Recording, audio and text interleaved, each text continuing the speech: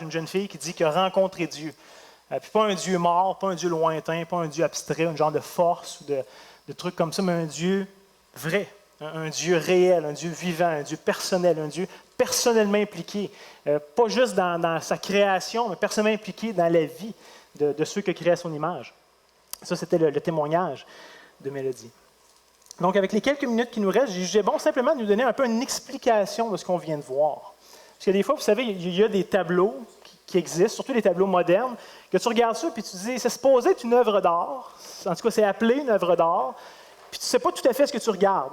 Tu observes ça, puis tu te dis, peut-être qu'ils l'ont mis à l'envers. C'est pas clair à première vue. Et tu essaies de faire ce que tu peux pour l'apprécier. Et quelque chose comme le baptême peut être un peu comme un tableau abstrait pour nous, qui vient d'une autre époque. Et des fois, on ne sait pas trop comment le comprendre, comment voir ça. Peut-être que c'est la première fois que vous assistez à un baptême, ou du moins un baptême d'adulte. Peut-être que vous êtes plus habitué de voir des baptêmes d'enfants dans l'Église catholique. Ce qui est possible. Et si c'est votre cas, j'aimerais juste vous dire que contrairement à ce que vous pouvez penser, aujourd'hui, ce n'est pas genre un rituel mystique auquel vous assistez, ce n'est pas genre un rituel d'initiation, ça n'a rien à voir. Ce n'est pas juste quelque chose de purement humain. Et surtout, ce n'est pas quelque chose qui, premièrement, a rapport à une tradition religieuse. C'est beaucoup, beaucoup plus que ça. Je dirais même que c'est beaucoup plus glorieux que ça, beaucoup plus profond que ça. Mais en même temps, je suis conscient, je vous connais pour la plupart d'entre vous, et je suis conscient que ça fait probablement des dizaines de baptêmes que vous voyez. Ça fait comme 5, 10, 15, 20, 40 ans que vous êtes chrétien, vous en avez vu un puis un autre. Et des fois, ça peut peut-être devenir un peu redondant. Mais malgré ça, ce matin, malgré que je sais que vous avez souvent vu des baptêmes pour la majorité d'entre vous, j'aimerais quand même prendre le temps de juste nous rappeler la signification du baptême. Même si vous êtes déjà, pour la majorité d'entre vous, déjà baptisés. Parce que la réalité, c'est qu'on est des experts pour prendre les choses pour acquises. Je ne sais pas si vous êtes comme moi là-dessus, mais la première fois que tu vois quelque chose ou que tu as quelque chose, c'est super spécial, tu as une bébelle, c'est le fun. Puis là, les jours passent, puis ta bébelle spéciale devient juste une bébelle parmi tant d'autres. Puis on s'habitue, on prend les choses pour acquises rapidement. Et souvent, ce n'est pas méchant, ce n'est pas mal intentionné. C'est juste qu'on finit par oublier. On a toute cette capacité-là humaine d'oublier. Et finalement, si on ne se rappelle pas régulièrement pourquoi on fait les choses, on perd de vue le but. Et en perdant de vue le but, on tombe dans une forme de routine. On fait les choses parce qu'il faut faire les choses. Ça devient quelque chose de commun, de banal, de machinal. On baptise parce que des chrétiens, ça baptise du monde.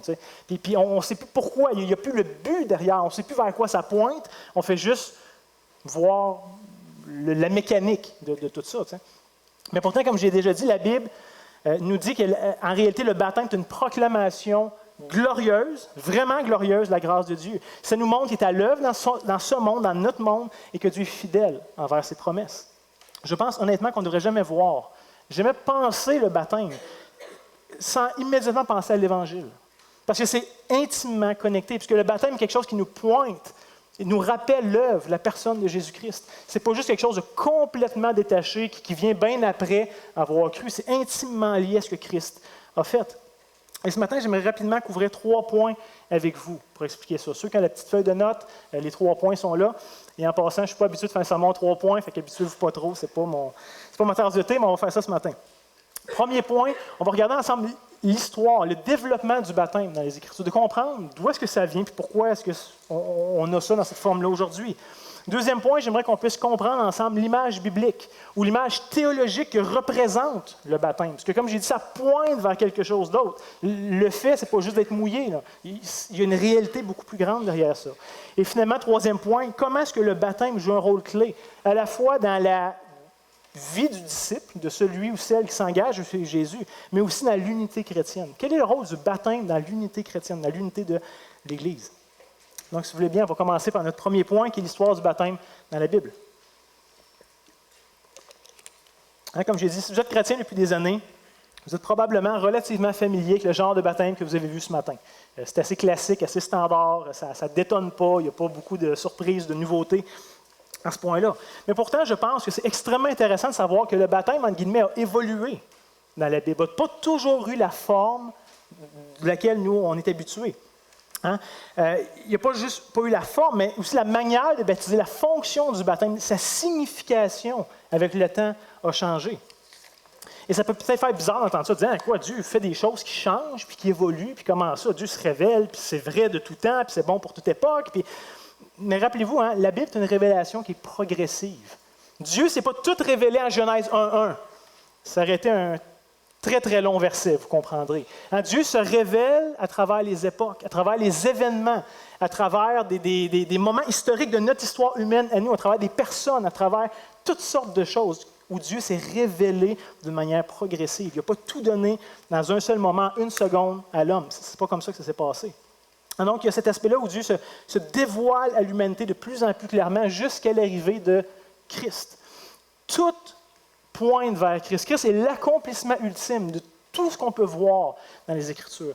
Dans l'Ancien Testament, l'idée des prêtres, des sacrifices, le temple, tout ce qu'on peut voir, la manière que Dieu s'est révélé et qu'il a demandé à son peuple de pratiquer certaines choses ou de faire certaines choses. Et tout ça, finalement, lorsqu'on voit les Évangiles puis le Nouveau Testament, on comprend que tout ça était juste un nombre et qu'il y avait une réalité beaucoup plus grande qui allait venir et que finalement, cette réalité s'imprégnait pleinement, s'accomplissait pleinement dans la personne, dans l'œuvre de Christ. Littéralement, toute la Bible pointe vers lui et le baptême ne fait pas exception.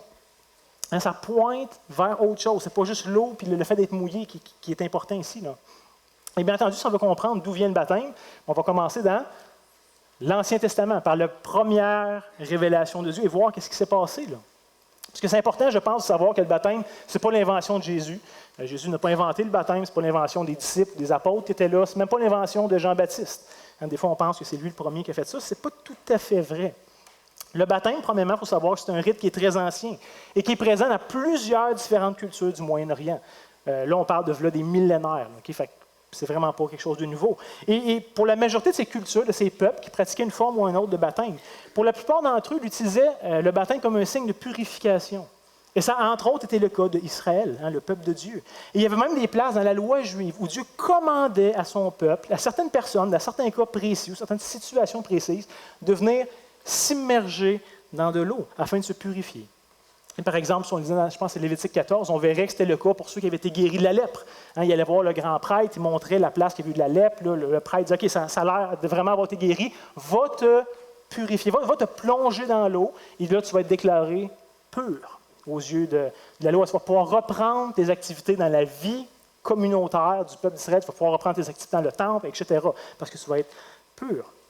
Et jusqu'au 1er siècle, cette pratique-là du baptême, entre guillemets, était relativement courante. C'était quotidien parmi les Juifs de pratiquer ça. Les gens venaient se purifier dans des genres de bains, on a des genres de petites piscines qui étaient disponibles dans tous les endroits publics des différentes villes et villages en Israël. C'était très commun, rendu au 1er siècle. Et c'est intéressant, je pense, de savoir que, comme je l'ai dit, la personne s'auto-immergeait dans l'eau pour être déclarée cérémoniellement pure. Et c'est une pratique que les Juifs, en tout cas les Juifs pratiquants encore aujourd'hui, adhèrent. Ils appellent ça la mikveh. C'est une pratique juive qui a demeuré encore jusqu'à aujourd'hui. Sinon, au 1er siècle, vient un personnage que vous connaissez probablement, qui est Jean-Baptiste. Et Jean-Baptiste, lui, il était dans un sens un prophète envoyé par Dieu pour préparer le chemin vers le Messie. Il avait déjà été annoncé, Jean-Baptiste, et comme le Messie aussi avait été évidemment annoncé dans l'Ancien Testament. Jean-Baptiste, qu'est-ce qu'il faisait? Il exhortait les gens à la repentance. Il prêchait un message de repentance. Et finalement, il baptisait tous ceux et celles qui acceptaient son message, qui se repentaient et qui confessaient leurs péchés. Et on voit ça dans l'Évangile de Matthieu, au chapitre 3, les versets 1 à 6, où Matthieu prend le temps un peu de nous présenter Jean-Baptiste et qu'est-ce qu'il faisait. On peut lire. En ce temps-là, parut Jean-Baptiste, prêchant dans le désert de la Judée. Et il disait quoi? Repentez-vous, car le royaume des cieux est proche.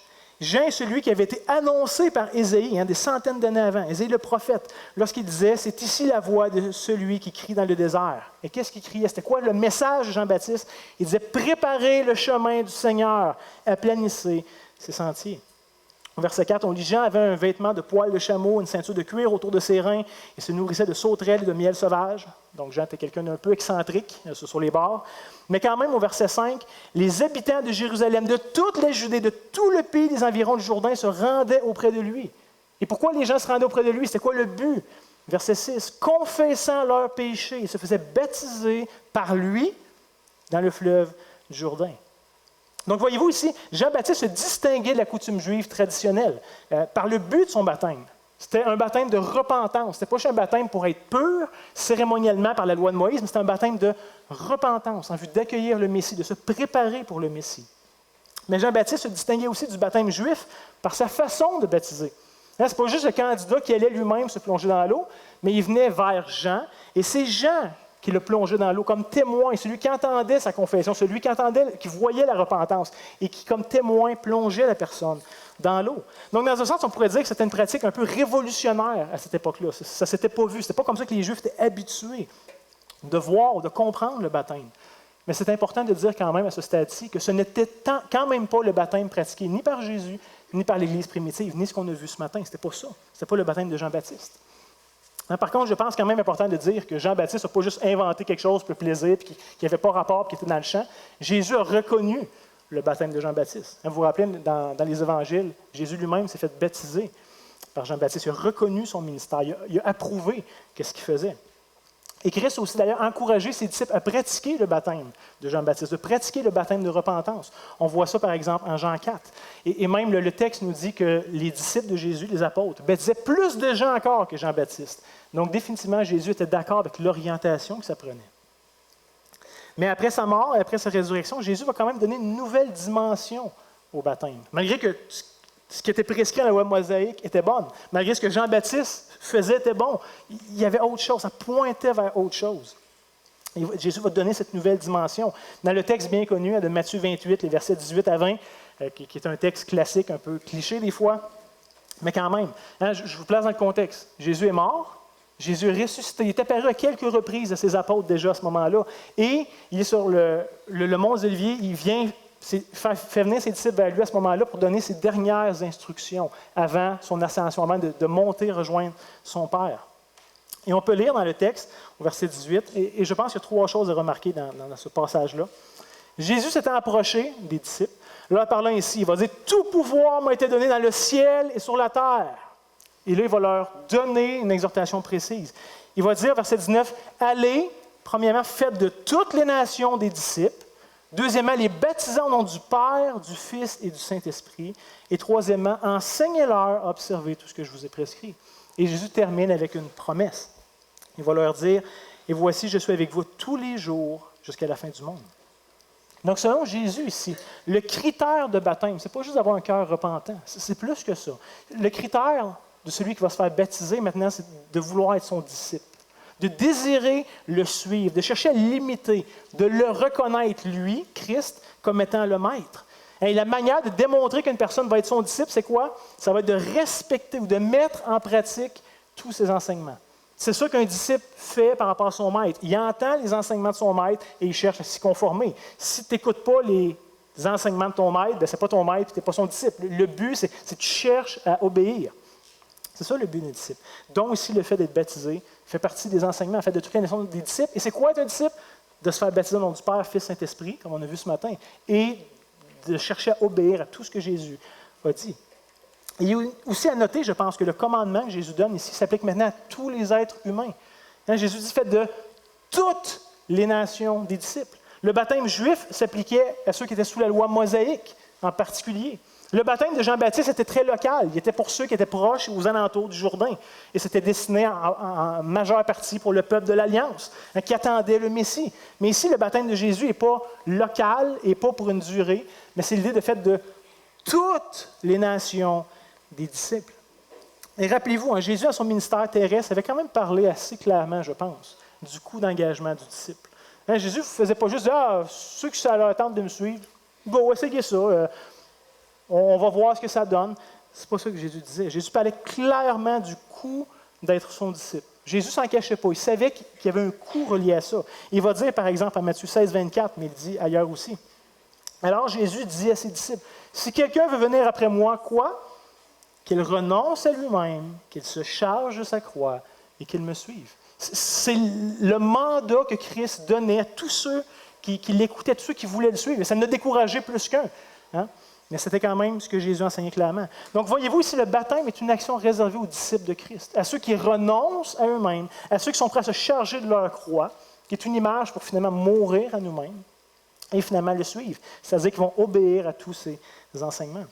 Et malheureusement, ce matin, à cause du temps, évidemment, on n'a pas le temps de lire le livre des Actes, mais ça aurait été très intéressant.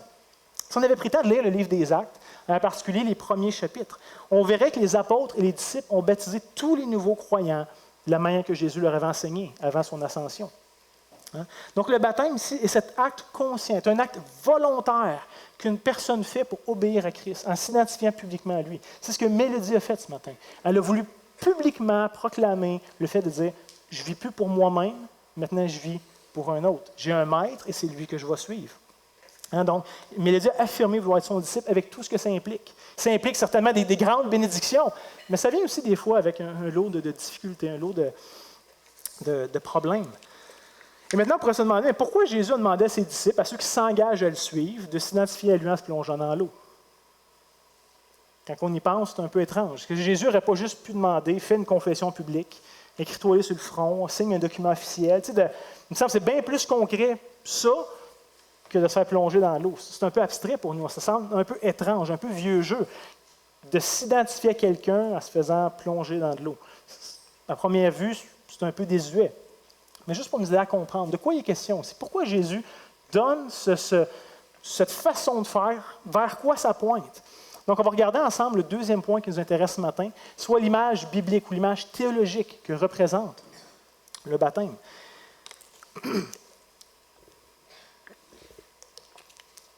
Et dans un sens, on pourrait dire que le baptême, tel que Jésus l'a enseigné, il fait quand même écho jusqu'à un certain point à la purification dans l'Ancien Testament. Ce n'est pas complètement déconnecté, puis ça n'a plus rapport du tout. Hein, ou ça fait encore écho jusqu'à un certain point à l'idée de repentance du baptême de Jean-Baptiste. Après tout, si vous êtes un disciple de Jésus, vous affirmez haut et fort, vous êtes repenti de vos péchés et que vous êtes maintenant purifié de tous vos péchés. Donc, dans ce sens-là, l'idée du baptême juif et du baptême de Jean-Baptiste ont une certaine pertinence. Mais je vous propose quand même, que l'image du baptême, telle qu'on la connaît, telle qu'on l'a pratiquée ce matin, est beaucoup plus profonde que ça. Hein? C'est une identification, une proclamation que le croyant est en Jésus-Christ. Pas juste qu'il le suit de manière extérieure, mais qui est d'une façon spirituelle en lui. Et l'apôtre Paul va expliquer ce sens théologique du baptême dans son épître aux Romains, au chapitre 6. Et dans les versets 1 à 8, on aurait pu lire plus long, mais le temps nous manque. Là. Mais Paul va dire en Romains 6, 1, « Que dirons-nous donc? Demeurons-nous dans le péché afin que la grâce abonde? » Et évidemment, sa réponse est « Non, loin de là, c'est sûr qu'on ne fera pas ça. » Et là, il va donner l'explication. Il va dire « Nous qui sommes morts au péché, et retenez bien ça, qu'on est morts au péché. Vous dites, comment est-ce qu'on vivrait encore dans le péché? Puisqu'on est mort. On est mort de quoi? On est mort quand? C'est quoi cette idée-là? Et Paul va développer son argument. Il va dire au verset 3, « Ignorez-vous tous que nous avons été baptisés en Jésus-Christ? » Et des fois, ici, ça amène une confusion. Parce que baptisé est une translittération d'un mot grec qui a été francisé plutôt qu'une traduction. Techniquement, baptême en français, ce n'est pas la traduction du mot grec baptizo. Ça a été juste francisé. Mais on devrait aller immerger. Ignorez-vous que nous tous qui avons été immergés en Jésus-Christ, c'est en sa mort que nous avons été baptisés ou immergés. Nous avons donc été ensevelis avec lui par le baptême, par l'immersion en sa mort, afin que comme Christ est ressuscité des morts pour la gloire du Père, de même, nous aussi, nous marchions en nouveauté de vie. Verset 5, « En effet, si nous sommes devenus une même plante avec lui par la conformité à sa mort, nous le serons aussi par la conformité à sa résurrection, sachant que notre vieil homme était crucifié avec lui, afin que le corps du péché fût détruit, pour que nous ne soyons plus esclaves du péché. Car celui qui est mort en Jésus-Christ est libre du péché. » Qu'est-ce que Paul est en train de dire? Paul est en train de dire que nous avons été inclus dans la mort de Jésus-Christ. Il n'est pas juste mort lui, quelque part ses disciples sont morts en lui, en sa propre mort. Et on a ressuscité, on vit maintenant de sa propre vie. Et le baptême est cette image de cette réalité qu'on est réellement mort avec lui, pas physiquement, mais spirituellement. Sa mort était notre mort. Et sa résurrection est notre résurrection. Et sa vie est maintenant notre vie. Et Paul va terminer au verset 8 en disant « Or, si nous sommes morts avec Christ, nous croyons que nous vivrons aussi avec lui. » C'est ça l'espérance chrétienne. C'est pas juste que Jésus est mort, ressuscité, puis c'est son affaire. C'est non, ce qu'il a fait, ce qu'il a vécu, son œuvre, est maintenant appliqué pour le croyant. On est mort de sa mort, on vit de sa vie, on va ressusciter de sa résurrection. Donc, voyez-vous ici l'image du baptême, qui reste une image, vient quand même nous identifier, nous inclure à l'œuvre de Christ. On est plongé avec lui dans sa mort. Et c'est le symbole d'être dans l'eau, de se faire descendre dans l'eau. Je suis mort. De la même manière que Christ est mort, qui a été mis au tombeau pendant 3 jours et 3 nuits, de la même manière, sa mort était ma mort. Je m'inclus avec lui. Mais heureusement, on ne reste pas dans le fond de l'eau, mais le dire sorti. Ça, c'est une bonne chose, qu'on s'identifierait avec la mort physique de Jésus, sinon. Mais l'idée, c'est qu'on remonte, on revient à la vie. Et de la même manière qu'on sort de l'eau, de la même manière, on va ressusciter avec Christ, puisqu'on partage maintenant sa vie. C'est ce symbole d'identification profonde avec la mort et la résurrection de Christ. Par son baptême, le croyant déclare, ce que Mélodie a déclaré ce matin, c'est « Je suis mort dans la mort de Christ et je me réclame maintenant de sa vie. » Et c'est à sa résurrection que je vais prendre part un jour. Je ne vais pas juste moi ressusciter dans ma petite personne, je vais ressusciter en lui, sous la coupe de ses bienfaits. L'apôtre Paul, en Galates, résume cette même idée dans un verset bien connu, et souvent qu'on passe un peu trop rapidement. En Galates 2,20, Paul va dire « J'ai été crucifié avec Christ, je suis mort de sa mort. Sa mort quelque part, m'a été imputé, ça m'a été mis à mon compte. Et si je vis, c'est plus moi qui vis. Pourquoi? Parce que je suis mort. C'est Christ maintenant qui vit en moi, parce que je me réclame de sa vie. Si je vis maintenant dans la chair, et ça, c'est notre réalité, on est actuellement dans la chair. On est encore dans un monde pécheur, un monde de ce notre chair est encore portée à pécher. Et ça, c'est notre réalité à tous. Qu'est-ce qui se passe avec ça? Paul va dire, je vis dans la foi au Fils de Dieu qui m'a aimé, qui s'est livré lui-même pour moi. Ça pointe encore une fois vers l'Évangile. Ça ne pointe pas à moi, ce que je suis capable de faire, est-ce que je suis assez bon, assez parfait, assez capable, mais à ce que Christ a fait et accompli une fois pour toutes et que je me revendique de son œuvre. Maintenant, ça a été mis à mon compte. Donc, c'est toute une vérité qu'on proclame et qu'on se rappelle à chaque baptême qu'on voit. Ce n'est pas juste une petite affaire, le fun, avec un petit témoignage puis de l'eau. C'est tellement plus que ça nous rappelle une réalité, ça nous rappelle un but qui est beaucoup plus grand. La personne baptisée est non seulement en train de déclarer publiquement son appartenance à Christ, comme je pense c'était clairement communiqué ce matin, mais est en train de s'identifier d'une manière visible à la mort et à la résurrection de son Sauveur. Voyez-vous cette dynamique-là, où ça pointe vers un but tellement plus grand que juste le fait de se faire mouiller. Hein? Donc, ce n'est pas juste une petite image banale, comme je disais tantôt, ce n'est pas juste une tradition humaine, mais c'est une démonstration publique de la puissance de l'Évangile, que Dieu agit encore dans notre monde et que la croix est encore pertinente pour nous. Pour qu'on se rappelle tous ensemble, les croyants, qu'est-ce que Dieu a fait pour nous, qu'on puisse se réjouir ensemble en se rappelant ce que Dieu a fait pour nous et de ce qu'il va encore accomplir. Hein, tout n'est pas fait. Mélodie n'est pas encore ressuscitée. Elle va mourir physiquement, puis elle va connaître cette résurrection avec Christ. Donc, ça nous rappelle ce que Christ a déjà fait et ce qu'il s'est engagé à faire et qui est encore devant nous. Ceci étant dit, maintenant, j'aimerais revenir à notre dernier point ce matin, qui est le baptême et l'unité chrétienne. C'est quoi le rapport avec ça? OK, je vais y aller rapidement. Le temps passe. Mais au moment du baptême, il y a ce que j'appelle une double reconnaissance. Et suivez-moi là-dessus, je pense que c'est important pour nous de le comprendre. Parce qu'on pourrait peut-être trop facilement penser que lors d'un baptême, l'emphase est mise uniquement sur la personne qui se fait baptiser. Et évidemment, on veut honorer, on veut entendre, on veut se réjouir avec elle. Il y a une emphase qui est légitime, mais il y a beaucoup plus que juste la personne qui se fait baptiser. Alors, premièrement, la personne qui se fait baptiser est en train de dire qu'elle se joint à quoi? À une église locale. Elle est en train de le faire devant la communauté des saints de sa région. Elle reconnaît sa famille spirituelle dans les croyants qui entendent sa confession. Malgré que techniquement, elle faisait déjà partie de l'Église universelle au moment de sa conversion, au moment où Christ l'a saisie, au moment où elle était régénérée, Dieu l'a greffé à son corps universel. Mais par le baptême, elle est en train de reconnaître un corps local de croyants qui professent la même foi, qui suivent le même maître. Il est en train de dire, je vous reconnais comme ma propre famille. Voyez-vous?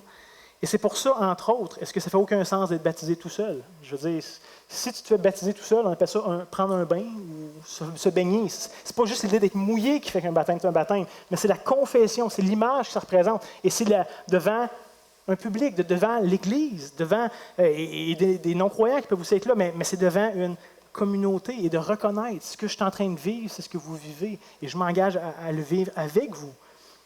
Mais il y a aussi l'aspect où nous, en tant qu'Église, on est en train de reconnaître la personne qui se fait baptiser comme étant une des nôtres.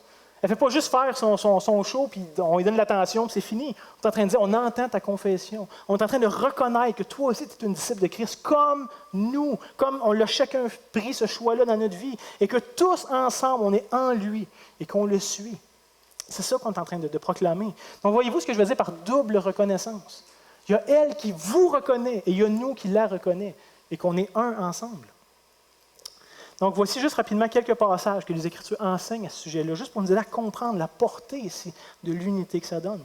Premièrement, Paul va écrire 1 Corinthiens, chapitre 12, verset 13. « Nous avons tous en effet été baptisés ou immergés dans un seul esprit pour former un seul corps. Soit juif, soit grec, soit esclave, soit libre. Nous avons tous été abreuvés d'un seul esprit. Toutes les choses qui pourraient nous distinguer, nous diviser, nous mettre dans des camps à part, tombent. Maintenant, on est un. Il y a quelque chose de tellement plus important que notre race, notre langue, notre statut social, notre sexe. Tout ça tombe. Il n'y a plus d'importance là-dedans. Il n'y a plus rien qui nous divise, puisqu'on est un en Christ. On s'est identifié à lui, à sa mort, à sa résurrection. Galates, chapitre 3, versets 27 et 28. Paul va écrire, « Vous tous qui avez été quoi? Baptisés en Christ. Vous avez revêtu Christ. Vous êtes en lui. » Il va dire encore, « Il n'y a plus ni juif, ni grec, ni esclave, ni libre. Il n'y a plus ni homme, ni femme, car vous êtes tous un en Jésus-Christ. » Éphésiens 4, versets 4 à 6, « Il y a un seul corps et un seul esprit, comme vous avez été appelés à une seule espérance par votre vocation. » C'est cette espérance-là de la résurrection, qu'on ne s'est pas juste identifié à la mort de Christ, qu'on s'est aussi identifié à sa vie, à sa résurrection qui s'en vient. Il y a un seul Seigneur, une seule foi, un seul baptême, un seul Dieu, Père de tous, qui est au-dessus de tous, parmi tous et en tous. Donc une idée d'unité ici qui est extrêmement forte. Comme on l'a vu, le baptême, dans un sens, c'est quelque chose qui nous unit à Christ, à son œuvre, à sa personne, à sa mort, à sa résurrection, ça c'est clair. Mais le baptême est aussi quelque chose qui nous unit les uns aux autres, dans cette vie-là du disciple, qui s'engageons à suivre Christ. Et vous comprendrez, par la même occasion, on a maintenant tous une responsabilité les uns envers les autres. Le Nouveau Testament nous dit, à cause de cette unité qu'on a, puisqu'on se réclame tous des disciples de Jésus, eh bien maintenant, on le cherche. On cherche à obéir à tous ces enseignements. C'est ce qu'on fait en tant que disciples. Pour reprendre une image de Jésus qui est quand même bien connue, je pense, tous les chrétiens authentiques, vous et moi, si vous vous identifiez à Christ, vous êtes entrés par la porte étroite, Jésus nous dit. Il exhortait « Entrez par la porte étroite », mais ce n'est pas tout. Il y a un chemin étroit après. Rentrer par une porte, c'est facile. Ça se fait en un claquement de doigts, puis on n'en parle plus. Un chemin étroit, ça souligne que c'est pas mal plus long. Non, il ne faut pas juste entrer par une porte, on a un chemin. Et Jésus nous dit, le chemin est étroit. Pas toujours facile, pas toujours agréable à marcher. Tu as besoin de veiller pour ne pas tomber à droite ou à gauche. Puis des fois, on a envie de prendre un petit raccourci, parce que le chemin peut être long. Mais ça, on le fait ensemble, tous ensemble, sur le chemin étroit. On marche comme des pèlerins. Et on avance vers ce qui vient nous chercher ou qu'on meurt avant, c'est pas grave, mais on avance ensemble en tant que corps de Christ local. Et on avance sur ce chemin-là ensemble. Donc, pour conclure ce matin, laissez-moi juste vous présenter les implications de tout ce qu'on a survolé beaucoup trop brièvement. Et je m'excuse pour le débit, je voulais vraiment respecter le temps. Là. Premièrement, première application. Si ce matin, vous n'êtes pas un disciple de Christ, si vous n'avez pas encore la paix avec Dieu, si vous n'avez pas cette assurance que Mélodie témoignait par rapport à Dieu, bien dans votre cas, c'est très simple et très difficile en même temps. Extrêmement simple, mais extrêmement difficile. Les Écritures nous exhortent tous, en tant qu'êtres humains, à reconnaître qu'on a été rebelles par rapport à la loi de Dieu. Que pas un moment de nos vies qu'on a aimé Dieu, toute notre cœur, toute notre âme, toute notre force, toute notre pensée comme on aurait dû. Il n'y a pas un moment de nos vies qu'on a obéi à Dieu, qu'on l'a recherché comme on aurait dû le faire. Lui en tant que créateur et nous en tant que créature. Il nous a créés pour être avec lui, unis avec lui. Et la réalité, c'est que notre vie a été vécue indépendamment de ce que Dieu pensait. On s'en est foutu de ce qu'il voulait. On a fait notre vie, nos choix. On a pris les choix sur nos capacités, selon notre définition du bien et du mal. On a complètement fait fi de ce que Dieu disait. Et on est odieux aux yeux de Dieu pour ça. On est digne de son jugement, parce que ce n'est pas ce qu'il avait désiré pour nous. Donc, l'idée de se reconnaître comme des rebelles, comme des gens qui ne sont pas juste neutres par rapport à Dieu, mais des gens qui sont dans le camp adverse de Dieu, et de réaliser notre misère, que finalement, on est dans le trouble.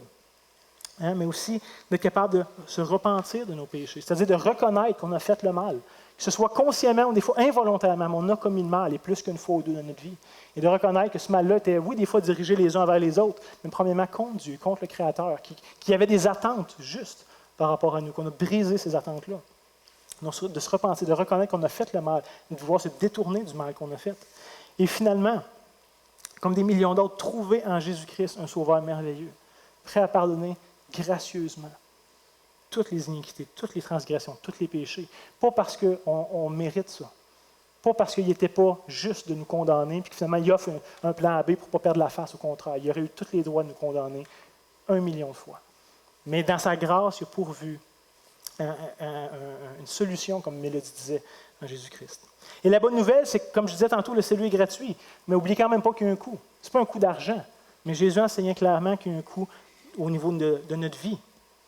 Hein, cette idée-là d'être prêt à renoncer à soi-même, de mourir à soi-même, de dire c'est plus de ma vie que je vais vivre. C'est plus moi qui vais prendre ces décisions-là. C'est plus de mon intelligence que je vais diriger ma vie, mais je vais la soumettre à Dieu.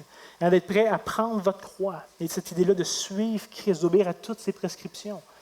Si vous dites un disciple de Christ, mais qui fait fi complètement à ce que Jésus a pu enseigner, un arbre porte des fruits, la Bible nous dit. Et le fruit du disciple, pas parfaitement jamais, on est très imparfait, puis on marche, puis on boite, mais c'est cette idée-là qu'on cherche à plaire à notre maître, à celui qui nous a appelés. Deuxième application ce matin, si vous êtes déjà un disciple de Christ et que vous n'avez pas encore démontré votre appartenance à Christ par les eaux du baptême, eh bien, je vous encourage à être obéissant à votre maître et à vous identifier à sa mort, sa résurrection. Et des fois, il y a toutes sortes de raisons qu'on entend des gens pourquoi ils ne sont pas encore baptisés, etc. Et souvent, la raison la plus commune, c'est la gêne. J'ai peur de parler devant le monde, j'aime pas trop ça. Puis si le baptême ne me sauve pas, je n'ai pas besoin de le faire. Mais je pense que plus que ça, oubliez votre gêne. Soyez fiers de lui appartenir, d'avoir été trouvé par lui, d'être maintenant uni à lui, à sa mort, à sa résurrection, et de s'identifier par lui. C'est une œuvre de grâce qu'il a faite. Et c'est la moindre des choses de le suivre dans ce pas-là. Donc ce matin, si vous êtes chrétien, mais que vous n'êtes pas encore baptisé, vous êtes appelé à considérer faire ce pas d'obéissance-là. Pas pour moi, pas pour l'Église, pour vous-même par rapport à votre maître. Et finalement, troisième application, si ce matin vous êtes des chrétiens et que vous avez déjà été baptisés, eh bien, j'espère que ça vous a permis de vous rappeler un peu les fondements de votre foi, de qui vous êtes en Christ. Des fois, on oublie les choses, on fait les choses machinalement, on perd de vue le but. Et là, se rappeler, c'est vrai, j'ai été inclus à sa mort, je suis inclus à sa vie. Et maintenant, je suis un maître. Ce n'est plus à propos de moi, mais de lui. Et j'espère que ça nous a rappelé tout notre engagement des disciples de Christ qui marchent à sa suite d'une manière fidèle, d'une manière obéissante. Pas parfaite. On sait qu'on ne sera pas parfait et qu'on dépend de sa grâce à toutes les secondes de notre vie, mais qu'on cherche dans notre cœur à le faire et qu'on trouve notre joie à plaire à notre maître. Aujourd'hui, on a tous entendu cette confession-là, ce désir-là de Mélodie de suivre Christ jusqu'à sa mort. Elle ne s'engage pas à le faire juste pour la prochaine année. Ce n'est pas juste un engagement temporaire, mais elle dit, tant aussi longtemps que le Seigneur va permettre que je respire sur cette terre, je vais le servir, je vais le rechercher. Donc, nous, en tant qu'Église, soyons fidèles à son désir qu'elle nous a proclamé ce matin et aidons-la en veillant sur elle, en veillant les uns sur les autres. C'est la responsabilité qu'on a en tant que croyants dans une Église locale. Parce que la réalité, c'est que la foi n'a pas qu'une dimension individuelle. Souvent, on pense que la foi, c'est ma foi, c'est ma vie avec Dieu. Oui, mais il y a plus. La réalité, c'est que Christ nous inclut dans son corps. On est inclus tous ensemble dans sa mort, dans sa vie, et qu'on est maintenant membres les uns des autres, pour reprendre une image que l'apôtre Paul donne. Donc, mon temps est écoulé. Vous comprendrez, il y aurait tellement d'autres choses que j'aurais pu dire ce matin. C'est un sujet tellement profond, tellement glorieux, tellement bon, tellement incroyable de méditer l'Évangile à la lumière de la vie de Christ, puis comment ça s'applique aux disciples. Mais j'espère juste sincèrement qu'avec le peu de choses que j'ai eu le temps de dire ce matin, ça vous a permis de mieux comprendre, mais surtout de mieux apprécier ce que vous avez vu. Ce n'était pas juste une tradition, ce n'était pas juste un passage obligatoire, mais c'était une proclamation tellement plus glorieuse que ça. Amen. Prions ensemble. Donc, Seigneur Dieu, je te rends grâce, vraiment, vraiment, je te bénis pour ce qu'on a vu et entendu ce matin. Seigneur, si on se fait ta parole, on croit par la foi que tu étais heureux de voir tout ce qui s'est passé ce matin, que tu étais au milieu de nous, que tu t'es réjoui, que les anges se réjouissaient avec toi de la manifestation de ta grâce, d'avoir sauvé des gens qui ne méritaient pas ta grâce, qui ne méritaient rien d'autre que ton jugement. Ça veut dire merci pour ce que tu as fait dans la vie de Mélodie. Ça nous rappelle par le fait même tout ce que tu as fait dans notre propre vie. Et on veut t'en être tellement reconnaissant. Merci d'être ce Dieu qui ne se lasse pas de pardonner, de faire grâce à une humanité qui s'entête dans sa rébellion. C'est une gloire à toi d'avoir sauvé cette jeune fille qui, comme nous tous, ne méritait rien d'autre que ton jugement, d'être éloignée de toi éternellement. Et par le sang de Christ, de ton propre Fils, tu nous as rapprochés de toi d'une manière qu'on n'aurait pas pu penser. On est passé du stade de ennemi à enfant. C'est toute une grâce. Seigneur, on veut justement recommander Mélodie entre tes mains, parce qu'on sait que de te suivre, ce n'est pas toujours évident, ça vient avec des hauts, ça vient avec des bas. Mais Seigneur, on te demande d'en prendre bien soin et de nous aider à en prendre soin. Aide-nous comme Église de veiller sur elle, de veiller les uns sur les autres, afin que, comme ta parole le dit, que personne ne se prive de ta grâce, que personne ne s'endurcisse loin de toi, mais que tous ensemble, on te cherche et qu'on te suive. Seigneur Jésus, tu dis dans ta parole que tu bâtis toi-même ton Église. Et tu fais honnêtement une œuvre qui nous dépasse. Je ne comprends pas comment tu fais, puis comment tu réussis à le faire malgré 2000 ans, malgré à quel point qu'on peut être décevant, Seigneur. J'ai vraiment l'impression souvent que tu bâtis ton Église malgré nous, plutôt que grâce à nous. On veut se réjouir de l'œuvre que tu fais parmi nous, parmi ton peuple, et on veut, Seigneur, te dire de continuer cette œuvre dans nos propres vies personnelles, mais dans notre vie communautaire, collective, et que vraiment tu peux en tirer toute la gloire, Seigneur, parce qu'à la fin, c'est toi qui es le seul héros de l'histoire, et on est tous des personnages très secondaires, mais que tu as aimé d'un amour infini. Donc à toi la gloire. Amen. Donc, passez une bonne semaine, que le Seigneur vous accompagne.